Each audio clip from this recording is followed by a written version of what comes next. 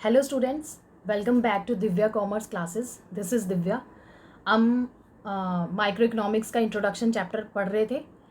उसी चैप्टर को कंटिन्यू करते हैं आगे. मीनिंग ऑफ इकोनॉमिक्स हमारा आज का पहला टॉपिक रहेगा. ठीक है, so start with the topic. What is the meaning of economics? Economics एक सोशल साइंस है. Economics is a social science. Social क्यों बोल रहे हैं? Because it deals with economic behaviour of human beings, right. और साइंस क्यों बोल रहे हैं? Likewise science it is also systematic and organise body of knowledge. ठीक है, इसलिए इसको सोशल साइंस बोल रहे हैं. Which studies the way A society chooses to use its limited resources. हमने पढ़ा था कि जो रिसोर्सेज हैं वो लिमिटेड हैं, ठीक है ना, और उनके अल्टरनेटिव यूजेस भी हैं. ठीक है, अब उन अल्टरनेटिव रिसोर्सेज मतलब अल्टरनेटिव यूजेस जिन लिमिटेड रिसोर्सेज के हैं उनको हमें इस तरह से डिस्ट्रीब्यूट करना है कि वो डिफरेंट ग्रुप ऑफ पीपल में प्रॉपरली डिस्ट्रीब्यूट हो जाएं. ठीक है, और वो वेस्ट भी ना हो और वो कम भी ना पड़े, उनकी शॉर्टेज भी ना पड़े. ठीक है ना, जिसको हम बोलते हैं ऑप्टिमम यूटिलाइजेशन ऑफ रिसोर्सेज. ठीक है, तो this is all about economics. Economics में हम यही पढ़ते हैं. ठीक है, economics aims to ensure that the resources are used in the best possible manner, that is optimum utilization of resources. Okay, clear है? Okay, हमने बोला that economics is a science. अब एज अ साइंस हम economics को 2 categories में divide कर सकते हैं. ठीक है, पॉजिटिव साइंस में जिसको हम पॉजिटिव इकोनॉमिक्स भी बोल सकते हैं, और नॉर्मेटिव साइंस में जिसको हम नॉर्मेटिव इकोनॉमिक्स भी बोल सकते हैं. ठीक है, पॉजिटिव साइंस क्या होती है, पॉजिटिव इकोनॉमिक्स क्या होती है? It deals with what are the economic problems and how are they actually solved. मतलब एक्चुअल में प्रेजेंट कंडीशन में इकोनॉमिक प्रॉब्लम्स क्या हैं और हम एक्चुअली उसको अभी कैसे सॉल्व कर सकते हैं. ठीक है, मतलब जो एक्चुअल सिचुएशन है उसको बताती है पॉजिटिव इकोनॉमिक्स. मतलब जैसे अगर हम एग्जांपल लें कि prices are rising in Indian economy. ठीक है, अब हम प्रेजेंट कंडीशन, प्रेजेंट सिचुएशन बता रहे हैं कि प्राइजेज बढ़ रहे हैं. ठीक है, अब बढ़ रहे हैं उसको हम कुछ नहीं कर सकते क्योंकि वो बढ़ रहे हैं. ठीक है, अब इस कंडीशन में उसको क्या कर सकते हैं, अभी प्रेजेंट कंडीशन में उसको मतलब ठीक कैसे कर सकते हैं वो हम बता सकते हैं पॉजिटिव साइंस में. ठीक है, और नॉर्मेटिव साइंस और नॉर्मेटिव इकोनॉमिक्स क्या होती है? It deals with what ought to be और how the economic problem should be solve. मतलब ये फ्यूचर की बात करती है कि कुछ अगर मतलब ये सिचुएशन है तो इसको हम फ्यूचर में कैसे डील करेंगे. ठीक है, व्हाट ऑट टू बी, कैसे हम इसको डील करेंगे. जैसे अगर प्राइजेस बढ़ रहे हैं तो हमें क्या स्टेप्स लेने चाहिए कि इसके प्राइजेस आगे जाके हमें क्या स्टेप्स लेने चाहिए कि ये प्राइजेस कंट्रोल हो जाएं. ठीक है, तो दोनों में ये डिफरेंस है basic. Okay okay, subject matter of economics अगर हम पढ़ें तो जो इकोनॉमिक्स है हम ब्रॉडली उसको 2 ब्रांचेस में डिवाइड कर सकते हैं. एक तो माइक्रो इकोनॉमिक्स और एक मैक्रो इकोनॉमिक्स. माइक्रो इकोनॉमिक्स को प्राइस थ्योरी भी कहते हैं और मैक्रो इकोनॉमिक्स को इनकम थ्योरी भी कहते हैं. ठीक है, अब हम देखते हैं कि ये दोनों क्या होते हैं. ठीक है, इनकी डेफिनेशंस देखिए. माइक्रो इकोनॉमिक्स जो हैं, एडम स्मिथ इनके फाउंडर थे माइक्रो इकोनॉमिक्स के. ठीक है, और माइक्रो इकोनॉमिक्स होती क्या है actually? It deals with analysis of behaviour and economic actions of small and individual units of the economy. ठीक है, individual units of the economy like a particular consumer.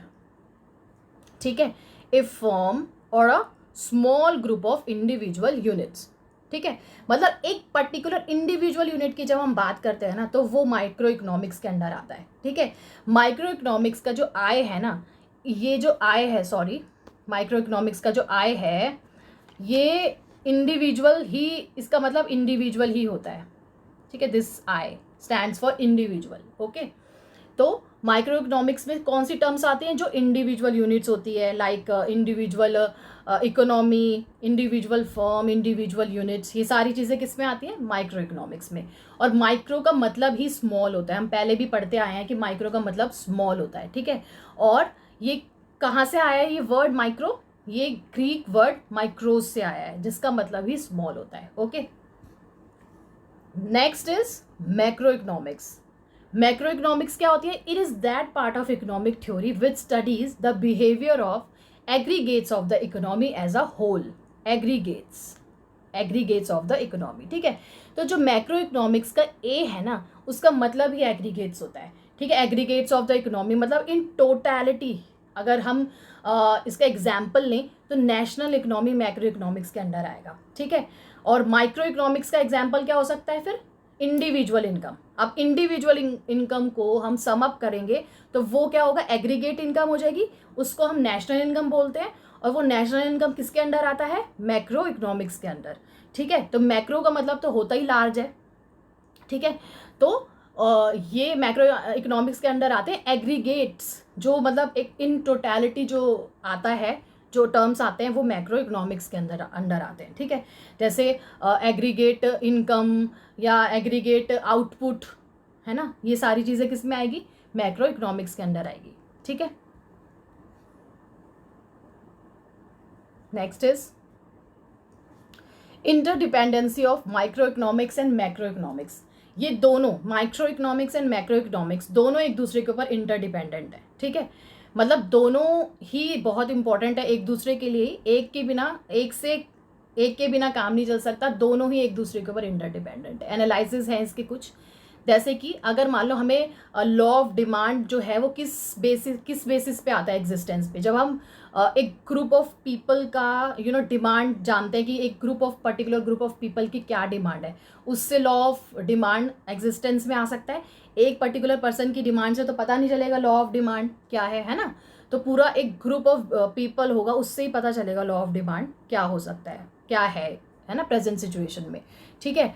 और प्राइस ऑफ अ कमोडिटी भी किसी इससे ही influence करती है कि general price level जो है वो मार्केट में क्या है, उससे ही प्राइस ऑफ कमोडिटी इन्फ्लुएंस करती है। सो इससे क्या पता चलता है कि जो माइक्रो इकोनॉमिक्स है वो मैक्रो इकोनॉमिक्स पे डिपेंड करता है, ठीक है। अच्छा, ऐसे ही नेशनल इनकम जो है वो कंट्री की कैसे निकलती है, जब हम इंडिविजुअल इनकम को सम अप कर देते हैं तो नेशनल इनकम निकलती है, ठीक है। इससे क्या पता चलता है कि जो मैक्रो इनकम है वो भी माइक्रो इनकम के ऊपर डिपेंडेंट है, ठीक है।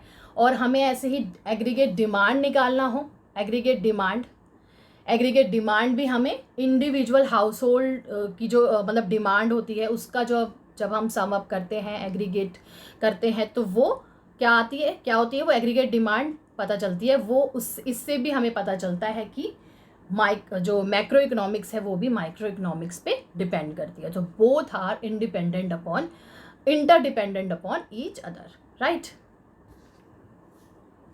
Next is what is more important, क्या ज़्यादा इंपॉर्टेंट है, माइक्रो इकोनॉमिक्स इंपॉर्टेंट है गाइस या मैक्रो इकोनॉमिक्स इंपॉर्टेंट है, दोनों ही इंपॉर्टेंट है, ठीक है।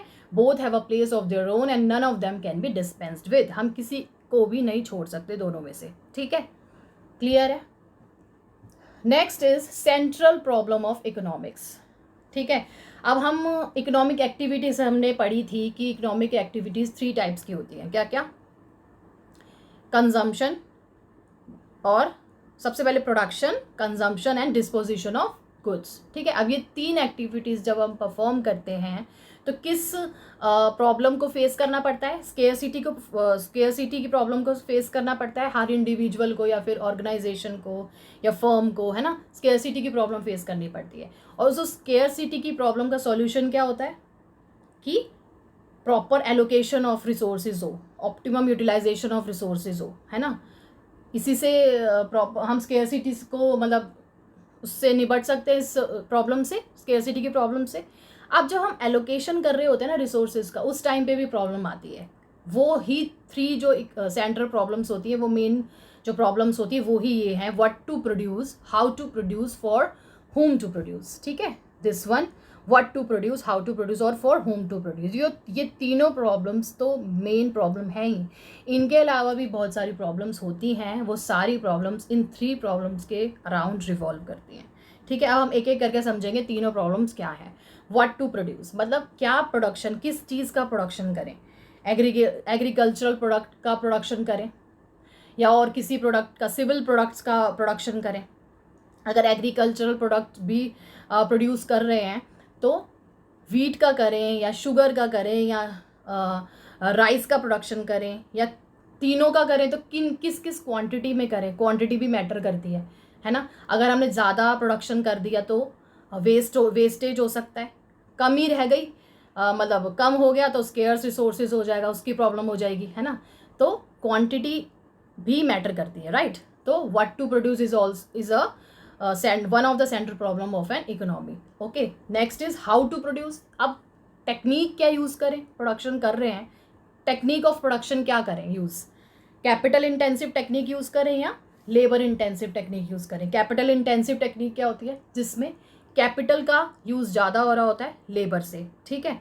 और लेबर इंटेंसिव टेक्निक होती है जिसमें लेबर का यूज़ ज़्यादा हो रहा होता है, या दोनों टेक्निक्स को 50-50 करके यूज़ कर लें, है ना। हर कंट्री में अलग अलग तरह की टेक्निक्स यूज़ होती है। चाइना में जैसे चलो इंडिया की बता दें, इंडिया लेबर इंटेंसिव मतलब कम कंट्री है, तो लेबर का ज़्यादा यूज़ होता है क्योंकि लेबर की कमी नहीं है इंडिया में, ठीक है।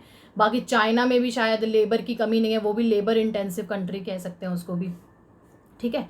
तो ये डिपेंड करता है कि किस तरह की इकोनॉमी है उस पर्टिकुलर कंट्री की, ठीक है, और उसको उसमें जो प्रोडक्शन करना है वो हम कौन सी टेक्निक यूज़ करके करें, ठीक है। ओके, थर्ड सेंट्रल प्रॉब्लम है फॉर हुम टू प्रोड्यूस, मतलब किस पर्टिकुलर ग्रुप ऑफ पर्सन के लिए प्रोडक्शन करें, मतलब रिच के लिए प्रोडक्शन करें, पुअर के लिए प्रोडक्शन करें, या मिडल मैन के लिए प्रोडक्शन करें। अगर इनमें भी हम कैटेगराइज करें तो किस एज ग्रुप के लिए करें, किड्स के लिए करें, यंगर सेक्शन के लिए करें, या ओल्डर एज पीपल के लिए करें। तो these are the 3 main central problems of an economy, ठीक है। अगर हम समरी एज अ समरी देखें तो an economy has to allocate its resources and choose from different potential bundles of goods what to produce, जिसको हम बोलेंगे what to produce, ठीक है। select from different techniques of production, that is how to produce, ठीक है। and decide in the end who will consume the goods, that is for whom to produce, ठीक है। so these are the 3 main central problems of an economy, ठीक है। that's all for today। बाकी की जो concepts हैं हम आगे की वीडियोस में कवर करेंगे, ठीक है। आप प्लीज़ मुझे बताइएगा कि आपको ये वीडियो कैसी लगी। कमेंट सेक्शन में ज़रूर अपने कमेंट्स कीजिएगा, और आपके कोई भी डाउट्स हो तो आप प्लीज़ मुझे बताइएगा, और ज़्यादा से ज़्यादा इस वीडियो को शेयर कीजिए, लाइक कीजिए, सब्सक्राइब कीजिए, ताकि ये ज़्यादा से ज़्यादा स्टूडेंट्स के पास पहुँचे और इसका वो फ़ायदा ले सकें, राइट। सो तब तक के लिए bye bye, be happy and stay safe.